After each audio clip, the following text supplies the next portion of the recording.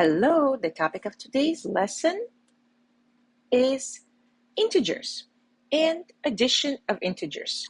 What are integers? Integers are numbers that are positive whole numbers, natural numbers we use in counting. 1 tomato, 2 tomatoes, 3 potatoes, and including 0. 0 is my hero. It's a very important number in mathematics.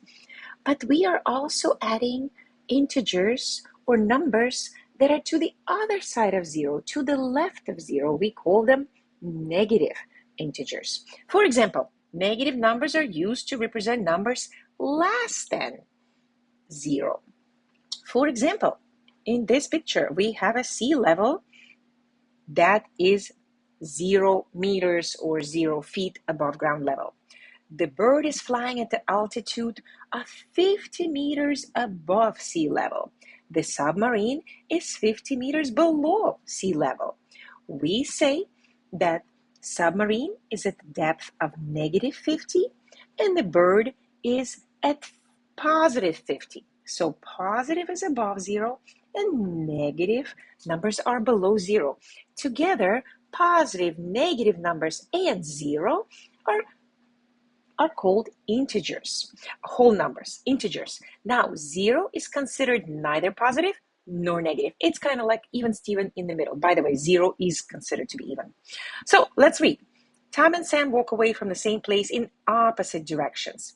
Sam walks 10 meters to the east, and Tom walks 10 meters to the west. Notice that the distance two people are away from the starting point is the same. We have 10 meters for Tom and 10 meters away from 0 for Sam. The difference is direction. Sam went to the right, so we say it's positive 10 meters, or we just drop the positive. And Tom went to the left, right? This is your left, in case you forgot, and this is your right. Therefore, we say Tom is at minus 10 meters. Positive 10 can be written as either 10 or plus 10, but we never say plus 10. In mathematics, we typically just drop the plus. So on the horizontal number line, like we see above here, let's draw a number line. Let's pick a different color. So we do have a number line, right? It goes on forever in up to positive infinity, and this is 0, which is right in the middle, and all the way to negative infinity. Negative integers start at 0 and count left, and 0 is an integer, but neither positive nor negative. So let's look at some examples from the real world and translate English into math. If plus 30 represents depositing $30 into bank, then withdrawal of 25, we can write it as minus 25. If plus 60 degrees represents increase in temperature, then minus 40 degrees represents decrease or drop in temperature. We very often hear on the weather report, oh, the temperatures are dropping overnight, which means they're going down, they're going in a negative direction, reducing. If plus 100 means a store sold a desk at a profit of $100. Profit means money in your pocket. They love profit. Then a loss of 25 would be written down as negative 25. That means you lost $25. We also get examples of vertical number lines. We can have horizontal, we can have vertical. So if again 0 is smack in the middle and it goes all the way to positive infinity and all the way down to negative infinity, number A would be 7. Number B below 0, right? It's 1 below 0 would be negative 1. Remember, the value is 1, but the direction indicates minus 1. And C would be negative 4, and D would be negative 9. Now, we can draw a number line to show the integers between negative 3 and 5. Let's make a straight number line that goes on forever, because that's what number lines do. Let's put 0 somewhere in the middle. To the left, we have negative 1, negative 2, negative 3. Let's label it. And to the right, we have 1, 2, 3, 4, 5. So this region is the region from negative 3 to positive 5. And these are all the numbers in between. Now they're asking us to draw a different number line to show the integers greater than negative 8, but less than 4. Again, let's model it. It goes from positive infinity, negative infinity, somewhere 0, maybe in the middle. Now let's count -8. That's our starting point because that's where we start. So 1, 2, 3, 4, 5, 6, 7, 8. To the left is -8, right? This is to the left. We're starting right here. I'm not going to say that. I'm not going to use that rainbow. Now, but less than 4. So let me maybe use a different color and say 1, 2, 3, 4. Again, the value is 4, but it's +4 because it's in the right direction. So draw a number line to show the integers greater than 8. My friends, all the numbers that are to the right of -8, I'm going to write it down, to the right are greater. Any number to the right of -8 are greater, but they want us to stop at +4. So here is the range. We call it range. You've heard that term last year. This is the range of numbers between -8 and +4. And of course, 0 is greater than -8. +4 is greater than -8. For many reasons, but one simple reason, it's to the right on a number line. Let's continue. We have here for ourselves a horizontal number line that starts at -8, goes through 0, and stops at +8. Smaller numbers are to the left, and bigger numbers are to the right. So we can always compare the position of a number in the number line. For example, 3 and 5. If this is 3 and this is 5, of course we know 5 is greater than 3, but we also can reason that 5 is to the right of 3, bigger. 3 and -5. So here is our -5. We're comparing -5 and +3. 3 is to the right. Positive numbers are always greater. -3 and +5. +5, positive numbers are always greater. Here we have two negative numbers. So let me clean up my number line. And let's consider two negative numbers. We have -3 and -5. As we see, -3 is to the right of -5, therefore it's greater. And of course, positive was always bigger. We say that any number to the right is always greater. Now here we can say -3 is closer to 0. It's only 3 steps away from 0, therefore it's a bigger number. When -5 is farther away from 0, therefore it's a smaller number. Now let's compare again two negatives, -9, -6. -6 is greater. It's closer to 0 and it's to the right of -9.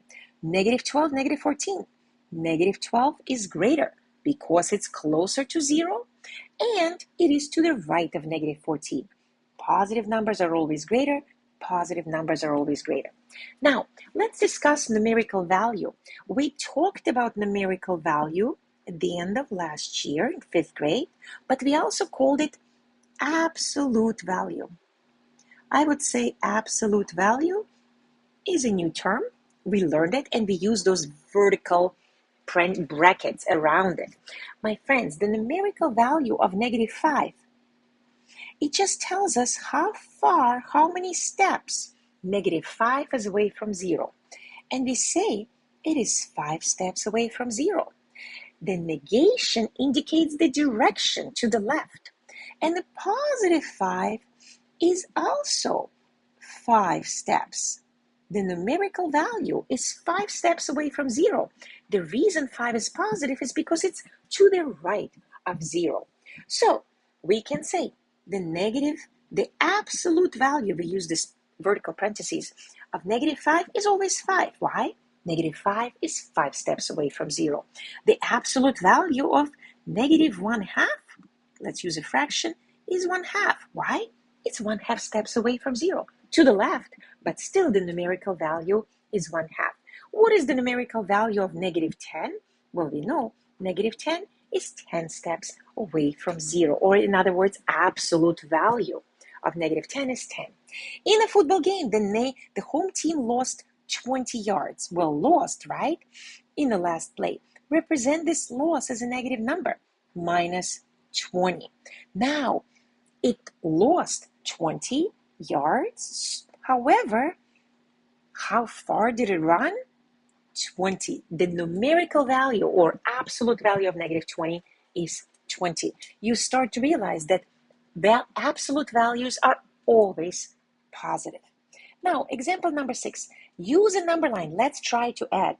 We are adding integers. Integers are whole numbers, positives and negatives, and of course, zeros included. Let's do some addition examples. Use a number line to add two positive integers. Well, we do know 3 and 4 is 7. But if we do want to use a number line, we start at 3 and we make 1, 2, 3, 4 steps. We land on 7.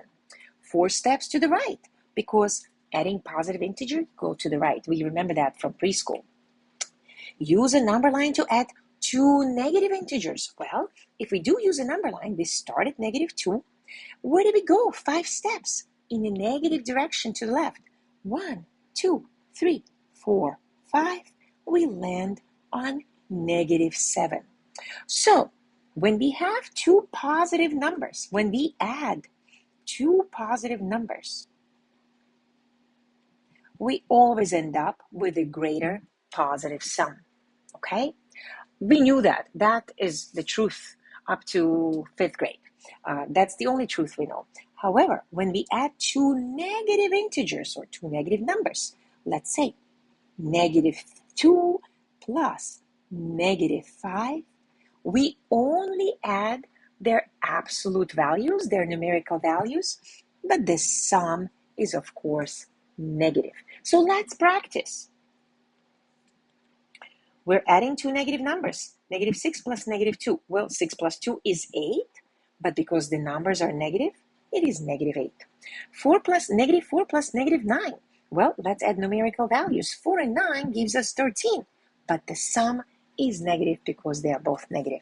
Negative 61 plus negative 32. Step 1, add numerical values. 61 and 32 is 93, but because we're adding two negative numbers, the sum will be, of course, negative.